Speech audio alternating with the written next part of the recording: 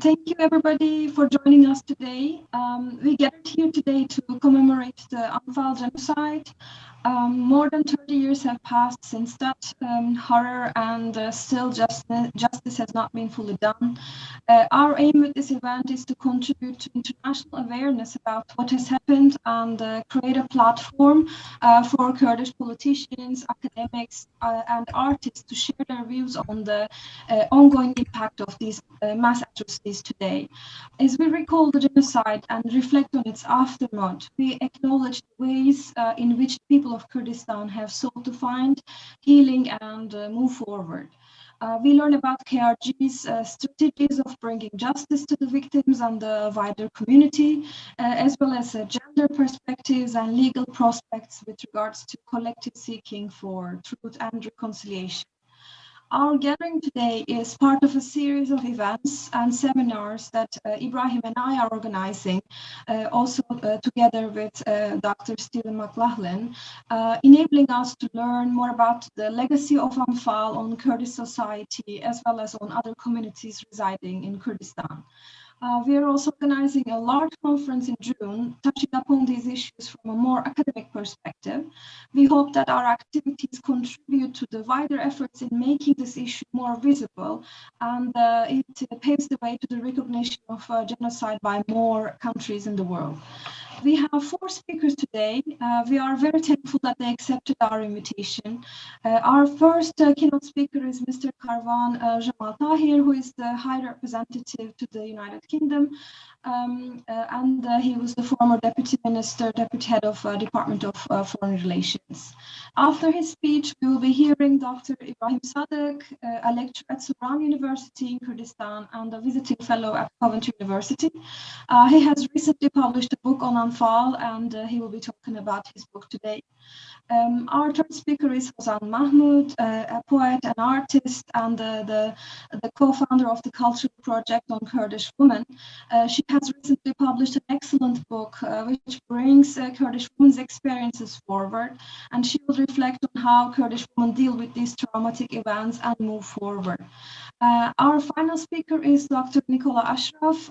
She will talk about the legacy of Anfal and the ongoing impact of these atrocities at the political and societal level in contemporary Kurdistan. So, Mr. Tahir, I thank you again for joining us today, and the floor is yours. Well, very good morning to all of you. Thank you, Dr. Bahar. Thank you, Kag Ibrahim, for organizing this. It gives me a great pleasure to be here with you at this gathering to commemorate the Anfal genocide and honor those who dedicated their life and died in magnanimity. Our thoughts are with all the victims of genocide. I also extend my special thanks and gratitude to the, of course, the organizer, and to making this matter rising all the time, and the other distinguished panelists. I want to begin by saying that genocide is an international crime, and bringing the perpetrators to justice must be at the forefront of the international community's effort. But has that been fulfilled? This is a big question mark. It is evident that Kurdish annual calendar is full of dark days where our fellow citizens have been victimized in large scale, especially in March, April, with tumultuous events. But at the same time, we have joy days that we have turned them into building hopes and opportunity for a future. Just to give you a little bit of history, like all other nation and languages, the Kurdish history goes back thousands of years. The colliding interests of major power resulted in this nation being forcibly integrated against their will within four countries more than a century ago. The history betrayed the Kurd and denied its own state, and this reality has proven where the response from consecutive regime in Iraq and elsewhere to the Kurdish legitimate rights were always denial, prosecution, abduction, torture, belittle, and finally genocide against our peaceful nation in Iraq. Kurds would now form the fourth largest nation in the Middle East if they had not been divided as a result of splitting the spoil of the collapsing Ottoman Empire. Ever since, Kurds have rarely been heard or treated equally within the countries. They were unwillingly, to the countries that they were unwillingly attached. Many revolutions in all parts of Kurdistan crushed by authoritarian regime throughout the history. We were struggling for freedom and democracy, invested in hope that international norm is to respect the people's will. But the opposite was true. As the international community imposed their will on the Kurdish and continued to do so. In Iraq in particular, the Kurdish nation suffered immensely under the chauvinist mindset, an ideology that rejected the concept of coexistence that Iraq was built on initially. The conservative regime rejected the principle of democracy, freedom, and pluralism, and their only merciless solution to the Kurdish question was to ethnically cleanse the Kurdish nation and conceal their Kurdish voice of freedom forever. These crimes were only committed to destroy the Kurdish will and prevent them to exercise their democratic right. The regime systematically attempted to wipe out the Kurds.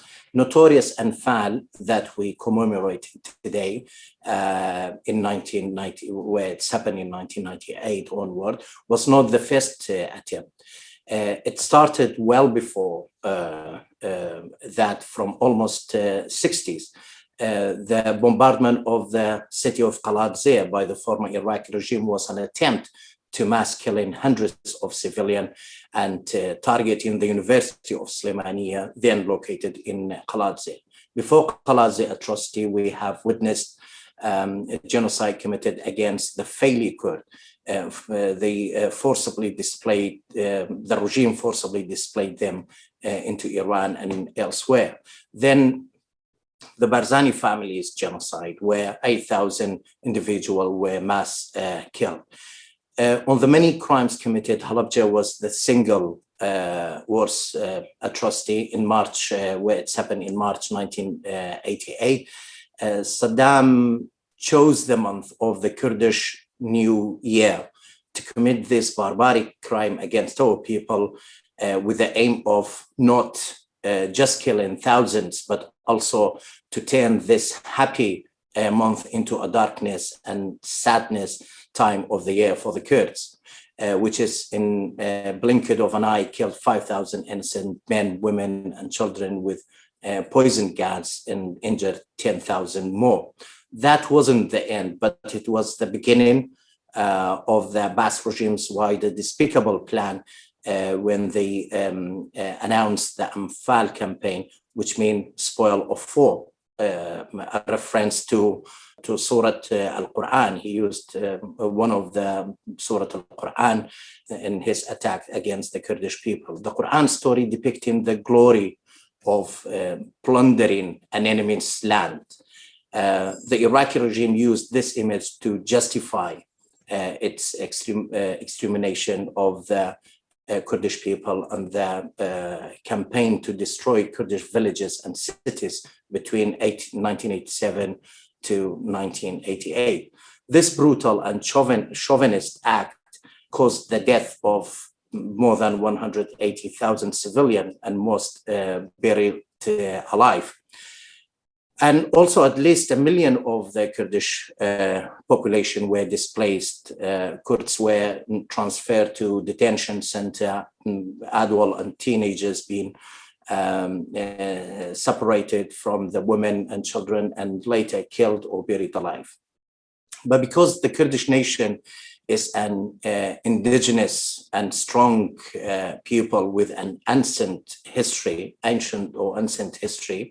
the dictatorship failed to destroy our nation.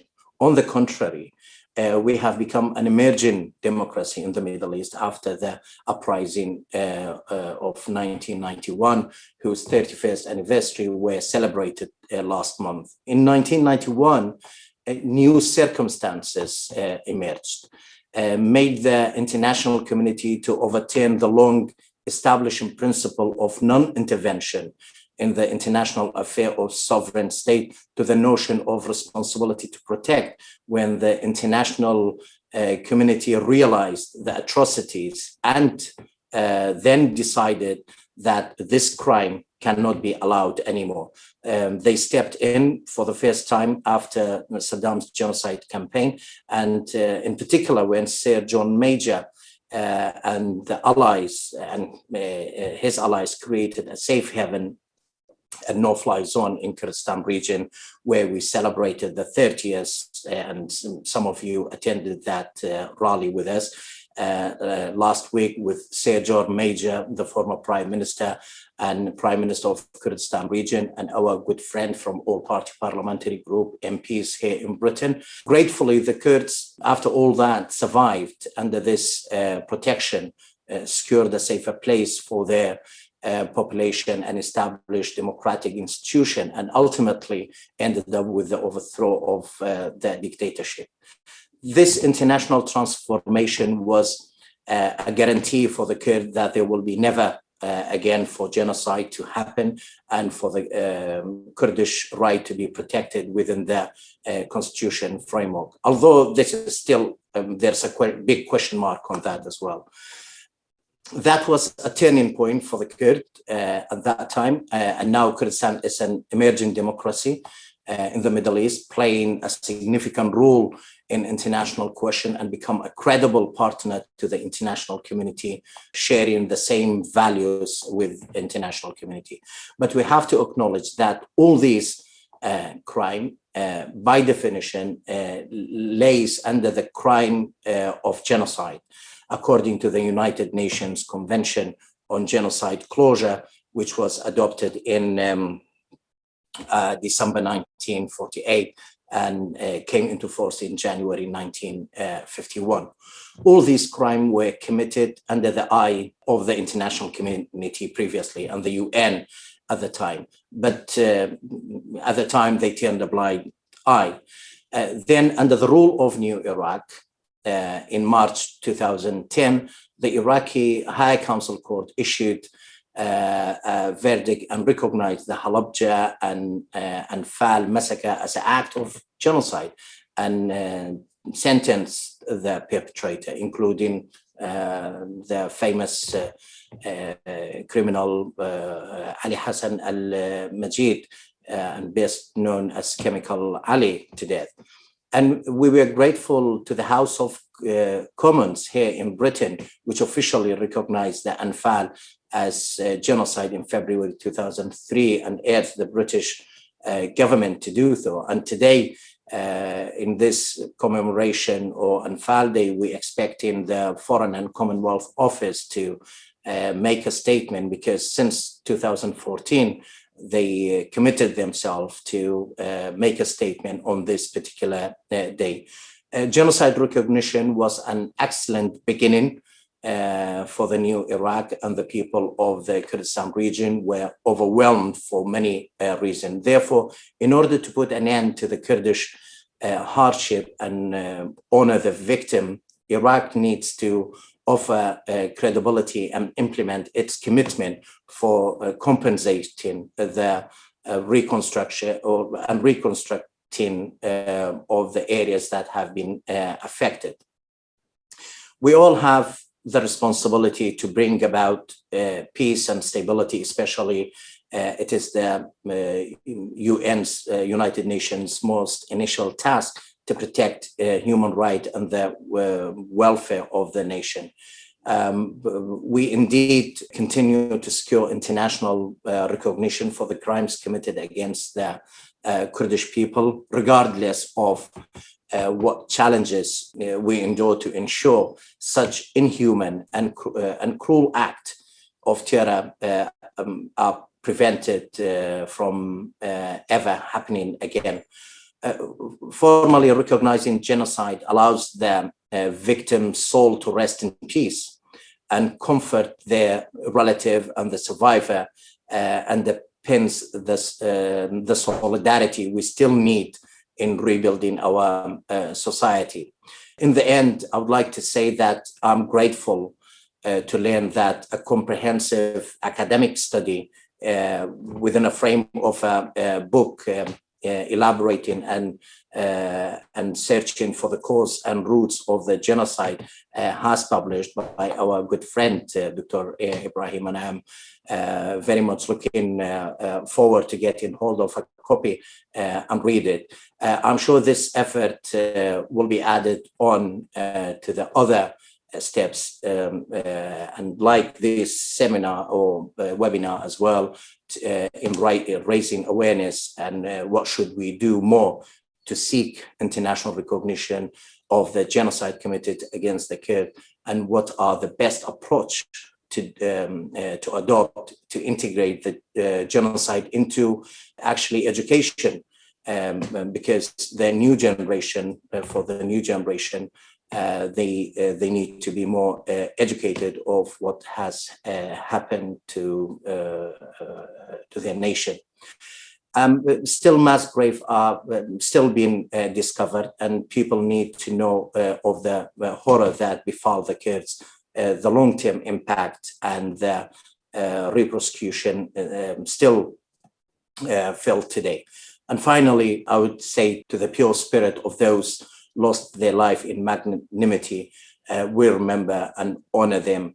Their memories will live in our hearts forever, and their soul will continue to guide us towards peaceful coexistence in our beloved Kurdistan. And thank you very much for having me today. And back to you, Dr. Bahar.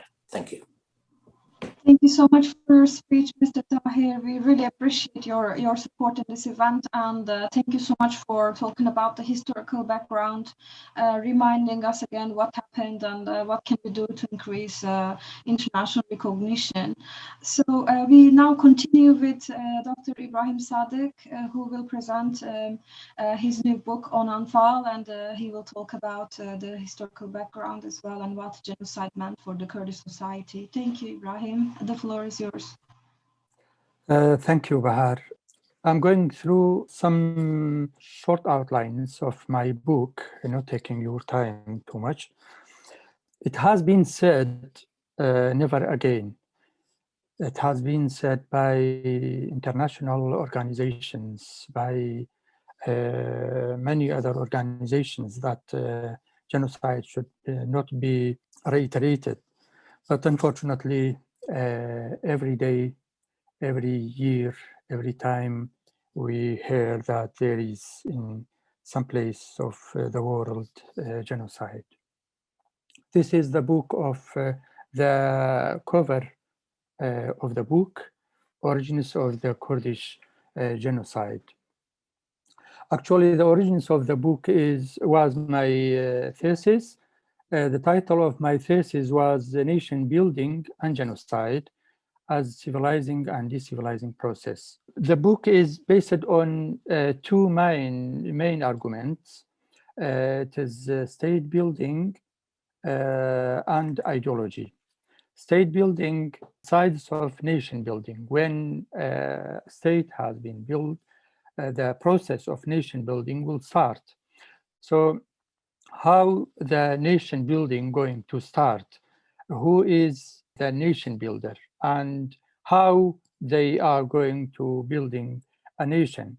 That is an important question I try to answer in this book as one of the causes of the genocide in Iraq.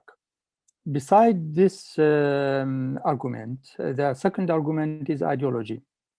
With the building of Iraq, there was an Arab elite in Iraq, including the king of Iraq.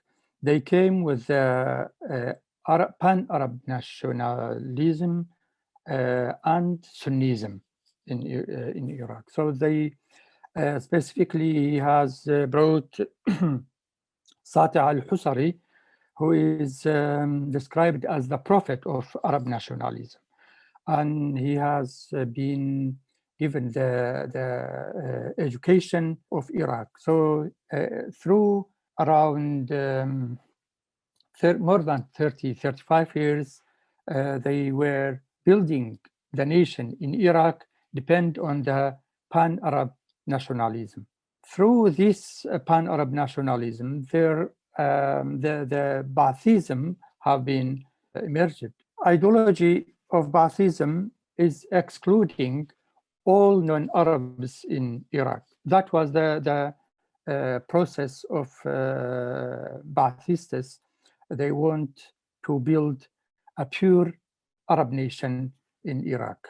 I used in the book, I used the theory of the civilizing process.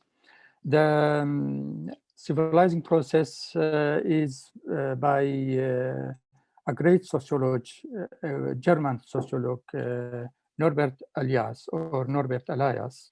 He has studied the European history from the Middle Ages until the 30s of 20th century. In his book, he has examined the civilizing process in relation to the nation building as possible ground to the decivilizing process. So the decivilizing process is going on side by side with civilizing process.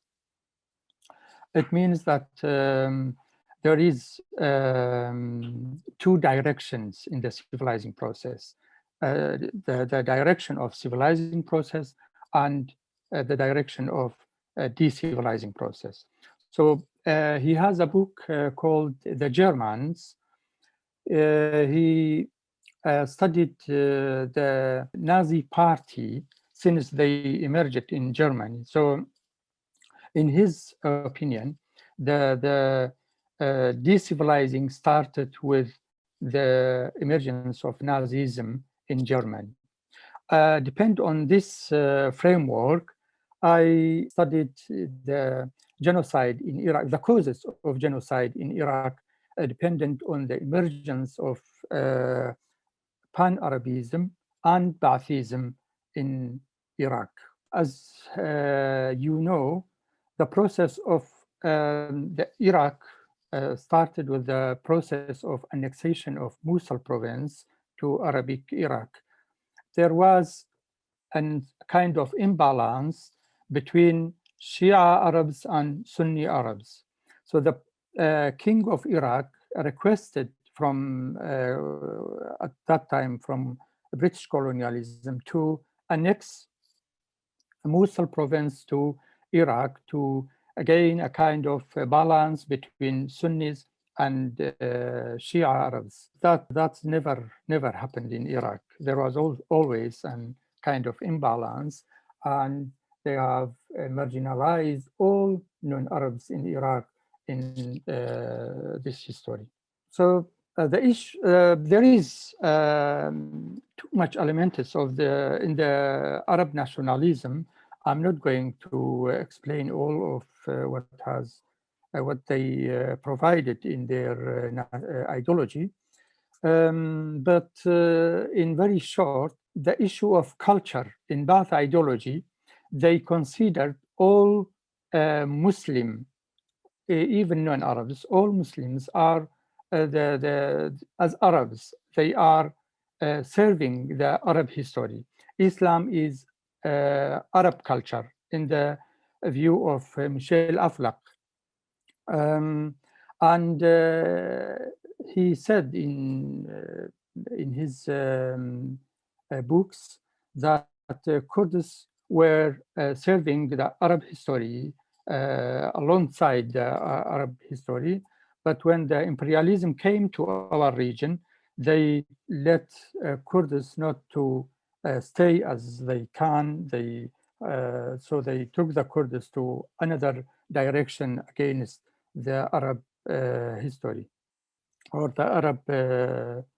So in his view, non-Arabs has to follow the Arabism, the Arab issues in the Arab world.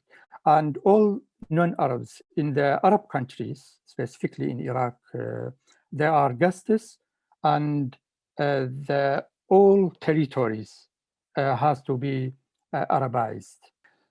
One of the other issues in Iraq since the beginning, uncontrolled violence.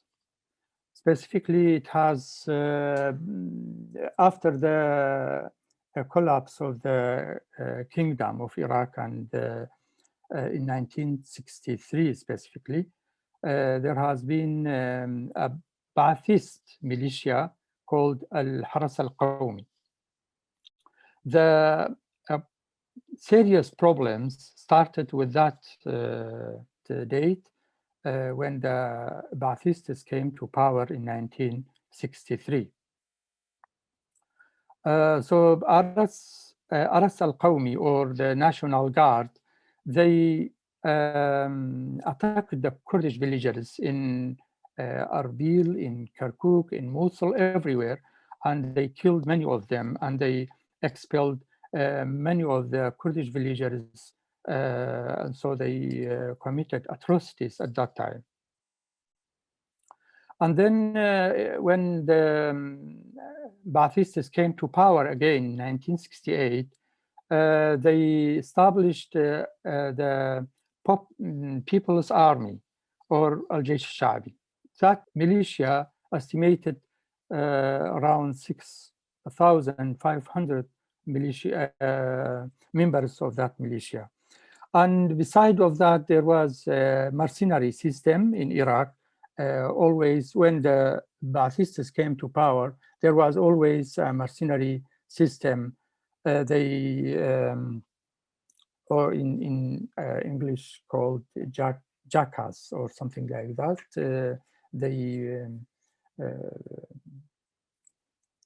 Most of them were from the Kurdish villagers, unfortunately. The main policy of Ba'ath party was divide and rule.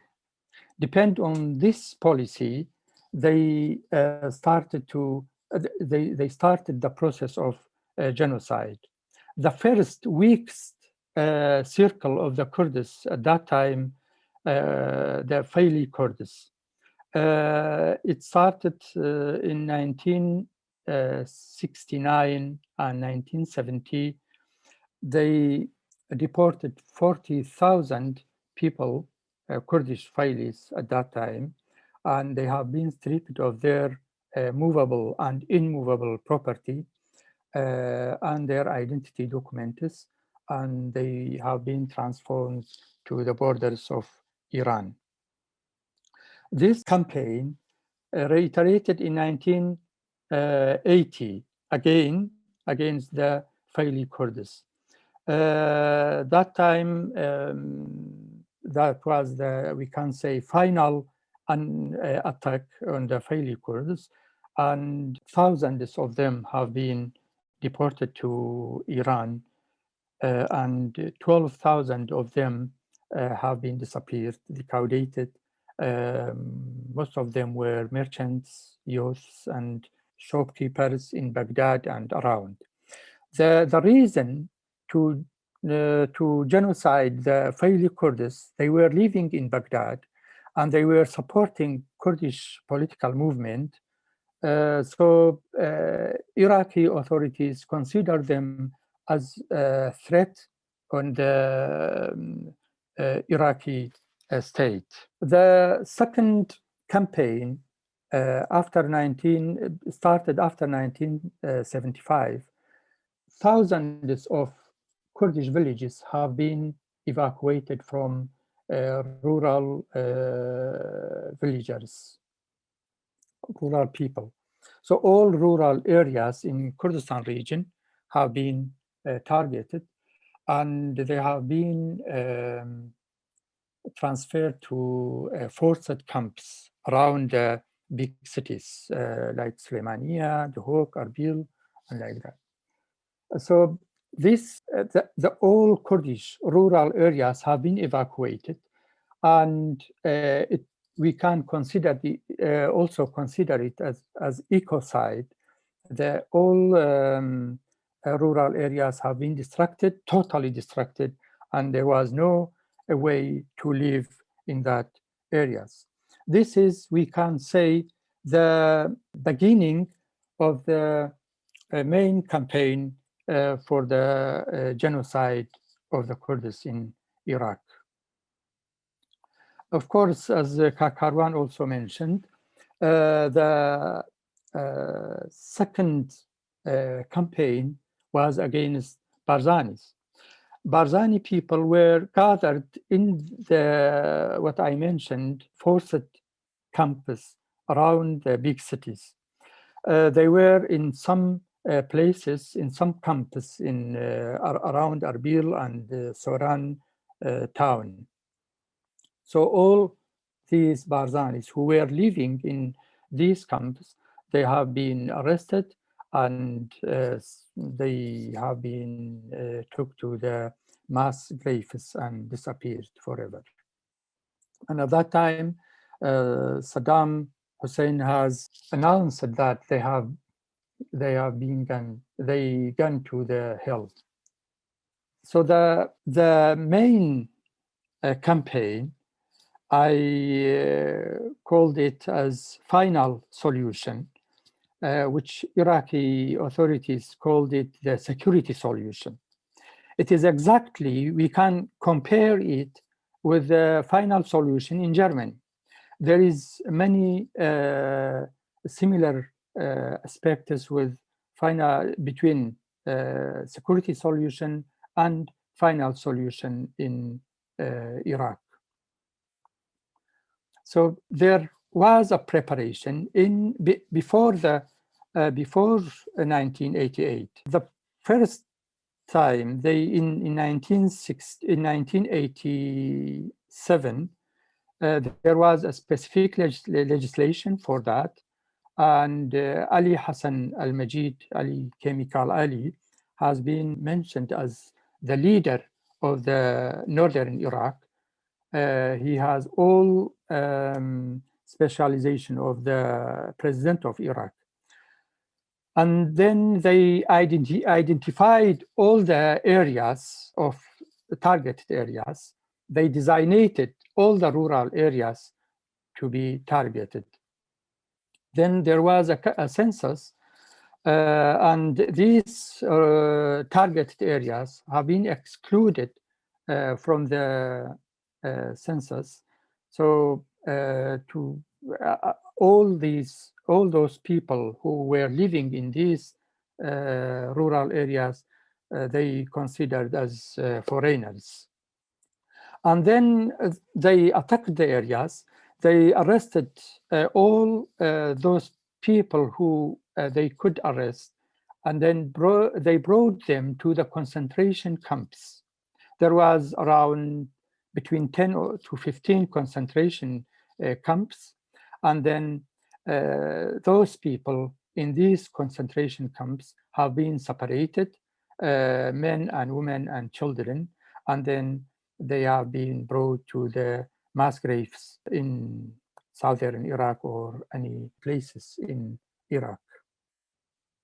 So this is the main outlines of my book, and it is very quick outlines, and I hope that will be published in May and will come now and then all comments about the book. Thank you very much. Thank you for listening. Thank you so much, Dr. Ibrahim, for your presentation. We are looking forward to reading your book. We have shared the link in the chat box, so you can see that it will be available on Amazon from 15th of May onwards. So hopefully people will volunteer to review it as well, so it will have some visibility in academia and beyond. So now our next presentation is by Housan Mahmoud, who has written this fantastic book about Kurdish women's experiences.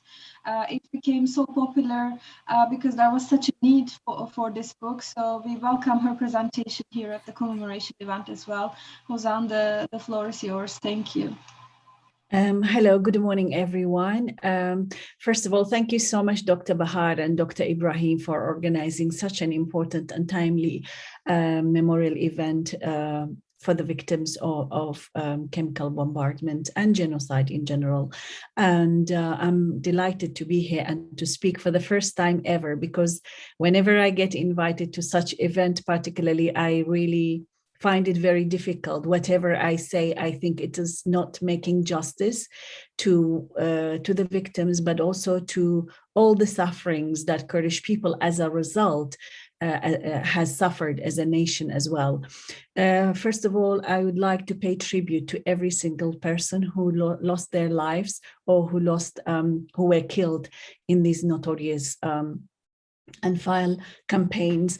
Obviously, while we are speaking today, our Yazidi sisters and brothers have not yet to deal with the traumas of loss of their loved ones and waiting for the return of family members who are still kept hostage by ISIS.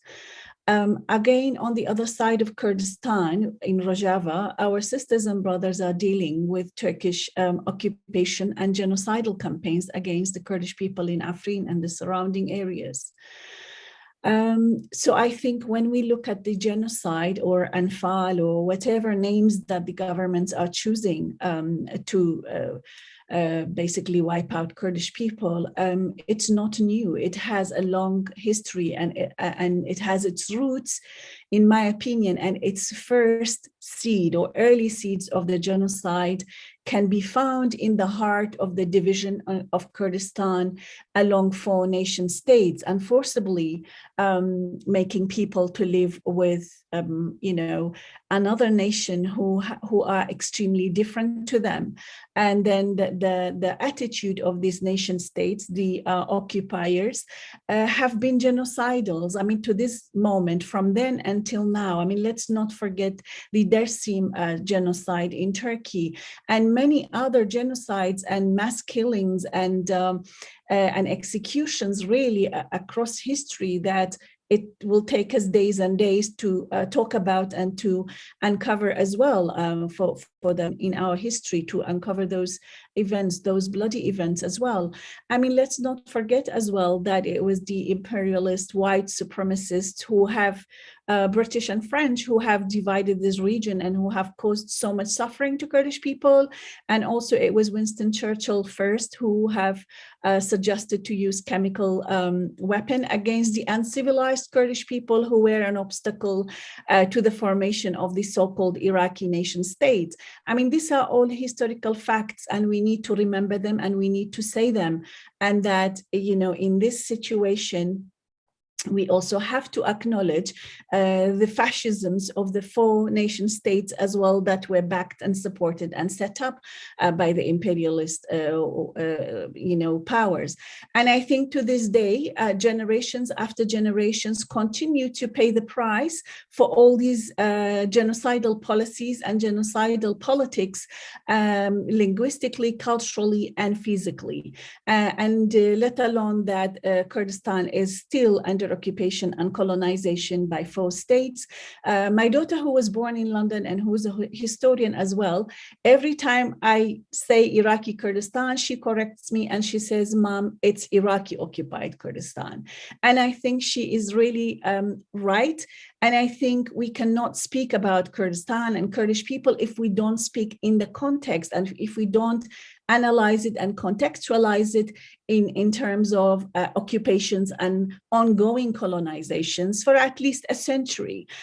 So I think we need, I always correct myself and I thank my daughter for correcting me when I make that mistake over and over again.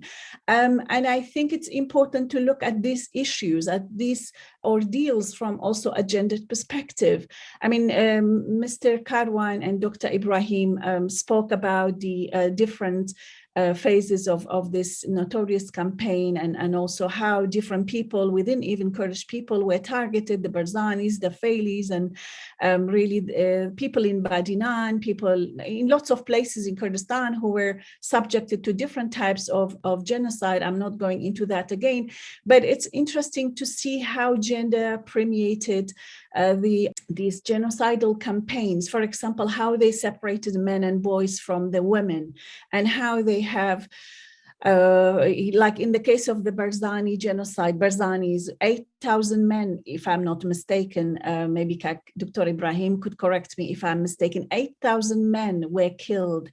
That what does that tell you? It's like you can tell that the occupiers or the doers of the genocide have had in mind antiquated, misogynistic, gendered plan and organization of carrying forward the genocide, so that they make sure that Kurds are not reproducing, and that to kill the men, to kill the boys, even as young as 1 year old. I mean, in the last mass graveyards, which was recovered, there was a 1 year old child who was subjected to genocide. So that tells you a lot about the deep-rooted hatred, fascism, and genocidal mentality of such a regime that doesn't even spare a 1 year old child. So I think gender plays a role, an important role in terms of making sure that Kurds are not multiplied by reproducing, and that to make sure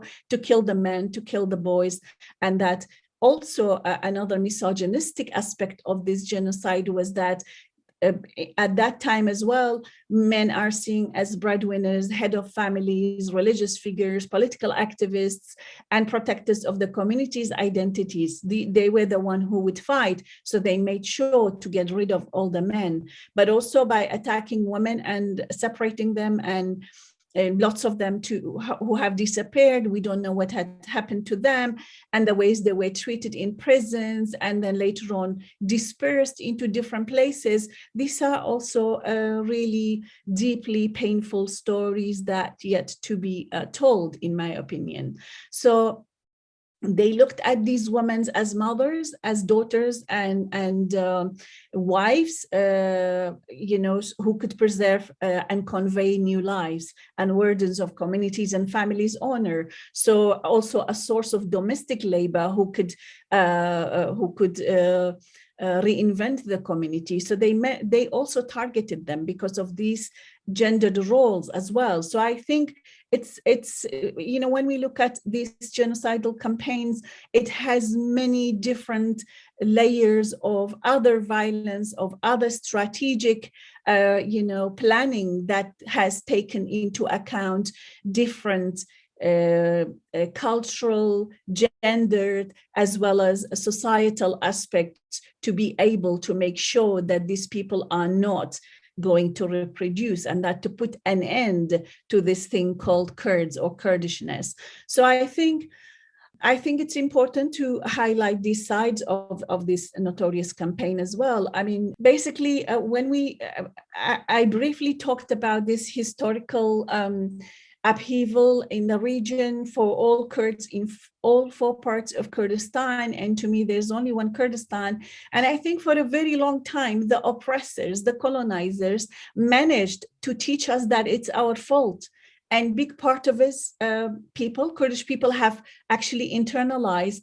And so many times we think it was our fault, maybe. Why did we take up arms? Why we have Peshmerga? For example, in the case of chemical bombardment of entire town of Halabja, some Kurdish people say, oh, it was the Peshmerga's fault. Why did they go and allied with Iran? Well, there is no justification for a government's genocidal policy to bring down one city in 1 second, to kill 5,000 people, to destroy every single home, just because a group of Peshmerga collaborated with the neighboring regime. That is not an excuse, in my opinion, for a government to destroy one of its so-called cities in one second and to destroy all these lives. So I think that's why I'm saying the level of oppression and the level of internalization of that oppression actually led to so many Kurdish people to believe that it's our fault that we are subjected to genocide. And I think we need to unlock this myth, and we need to speak about these things as well, and that why in the first place we had Peshmerga, why in the first place we had armed struggle. I mean, my family were up in arms since 70s until the uprising. Why we had that? Because there was a fascist regime that targeted the people, men and women, children, boys and girls, young and old, to basically annihilate them, to basically delete them and to suppress them forever. And I think every person who is honorable would not accept that. Yet the effect of the colonization and the internalization of that guilt is really, in my opinion, has affected Kurdish people themselves as well.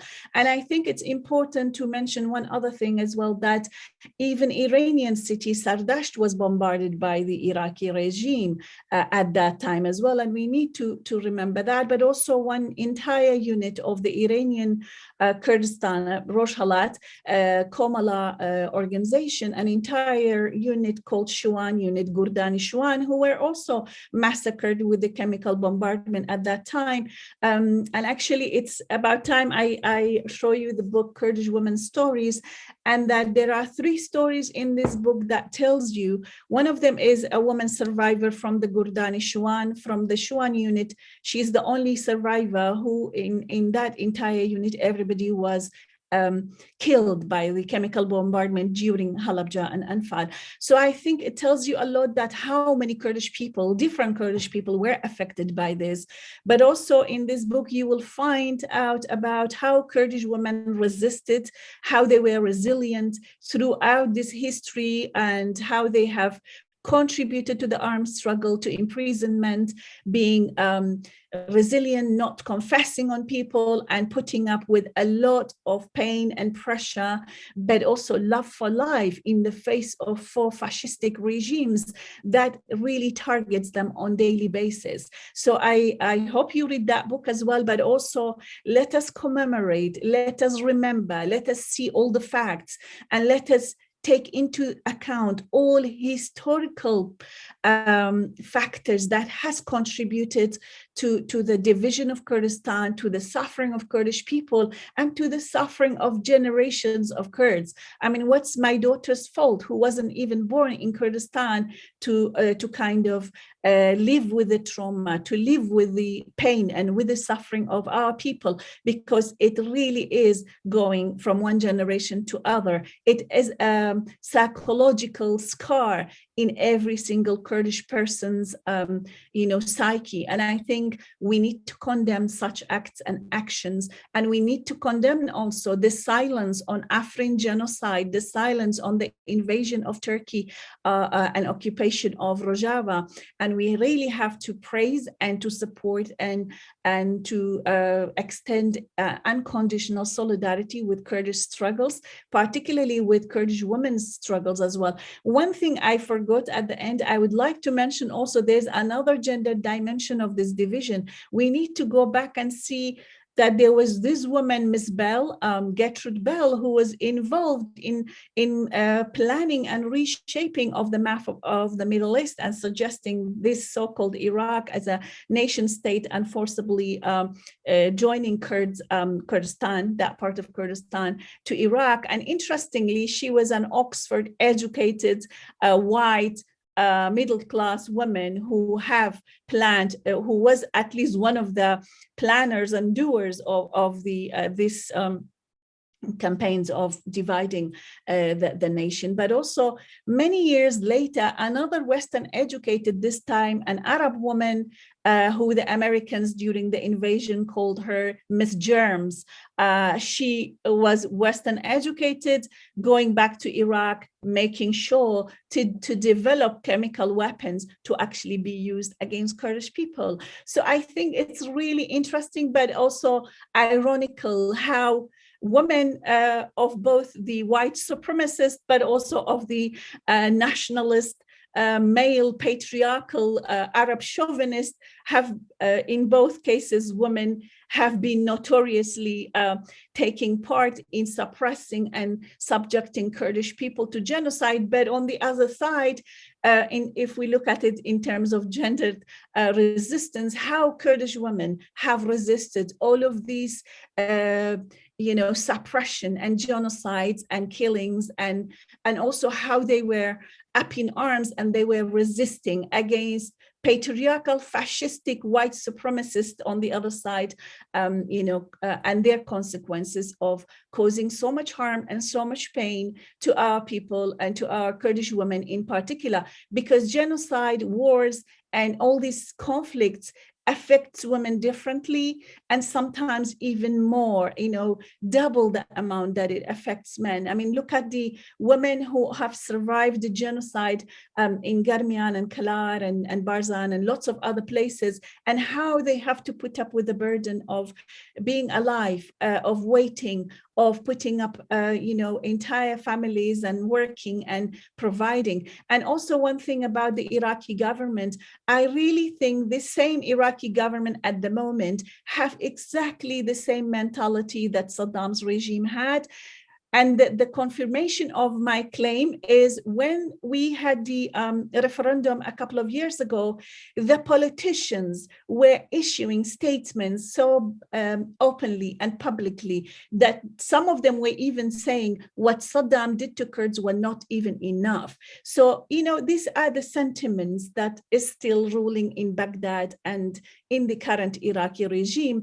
And I think we really need to take those statements and those attitudes seriously. And even on the side of the so-called Iraqi intelligentsia, I could see all these posters and all these comments and all these commentaries in Iraqi and Arab papers abroad and inside Iraq, how they were depicting Kurdistan in such derogatory terms and trivializing Kurds and humiliating them. And I think it's enough to tell us that the genocidal mentality is not only in the genocidal policies, but it's in the mind and mentality of a lot of so-called intelligentsia and the governing political parties in those countries. And I think we need to be mindful and we need to be aware of that and what we are surrounded with.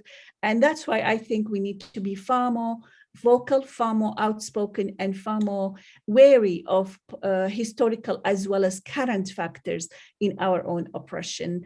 And I think I should end it there. And thank you so much for listening. And thank you, Bahar and Dr. Ibrahim as well for this brilliant event.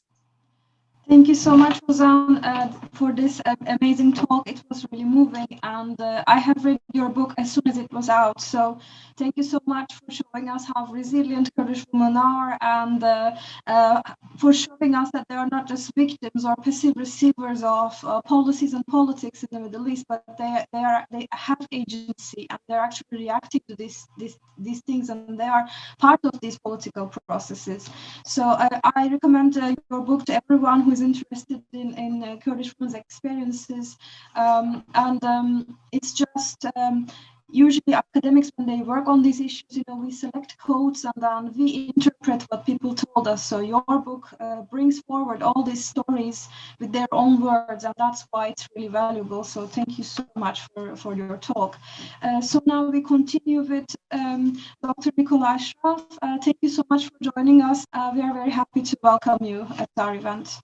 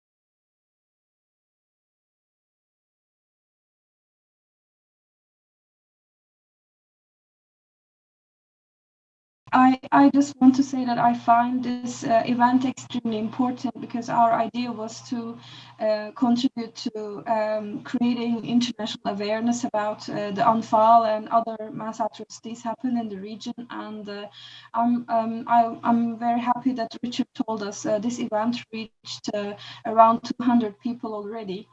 I think this is not an issue just for Kurdish people, but any academic or journalist expert who work on this issue also put their heart in this matter. As non-Kurdish academics as well, we have a duty to make this issue as visible as possible. So I'm really happy that you joined us today for this important event. Hopefully Nicola can hear us? No. Okay, so I suggest that we don't keep our audience any longer. We're also live on Facebook, so I don't want to take people's time. So I suggest that we record Nicola's speech and combine it with this video, and we put it on YouTube. And I thank all the speakers for their contributions. We will also use this event as a teaching material for our students who work on peace and conflict-related matters, and hopefully will create more awareness, not just among academics and friends of Kurds, but among a wider audience. So I just ask the speakers for final comments, if you have any, otherwise we can conclude the event. She is back. Is she back? Well, I just want to thank everyone for this event, and thank you for organizing this event. It was really timely, as my good friend has alluded to it. It was very moving. I liked the presentation. It was really good presentation, and I'm really looking forward to get hold of the both book, your book, Dr. Ibrahim, and I will get the other book as well, the Kurdish women stories. I will get it definitely, because it is a very important issue, the gender equality and gender among all these atrocities that happen to the Kurdish population in all parts of Kurdistan. Thank you so much again, and thank you for organizing this event at this particular time where we commemorating the Anfal genocide and massacre. Thank you. Thank you, Mr. Tahir. Ibrahim and Housan. Yes, Housan, please. Yes, thank you so much, Dr. Bahar and Dr. Ibrahim, for organizing this brilliant and timely event. And to be honest, this is my first time ever I spoke about Anfal, because I have always been, I've taken part in everything as a participant, but I found it so difficult to speak about it.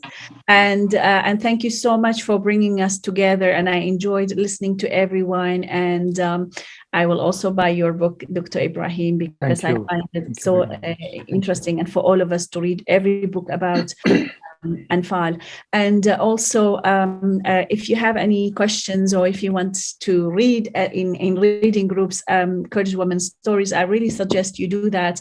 As Bahar eloquently spoke about the book, it is different experiences of different Kurdish women throughout this troubled Kurdish history from 1960s and 50s until today. So I think it will give you an overview of what Kurdish women have been doing, surviving, and you will see the love of life that is in every Kurdish woman's heart, and how they are fighting and struggling and making life better for themselves and for everyone else. And also, I would like to invite also non-Kurdish activists and scholars and researchers to really support such initiatives and to get involved. And I think alone, as Kurdish people, we will not be able to do a lot if we don't have many friends and supporters from around the world. And I always separate governments from people, from ordinary civilians, because I think it's us from below who have to make solidarity and support and overcome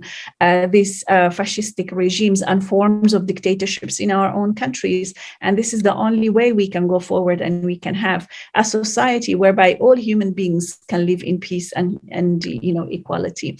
Thank you everyone who joined live and even in this room for joining us, for listening to us, and for sharing our thoughts and our sorrows as well. Thank you very much, everyone.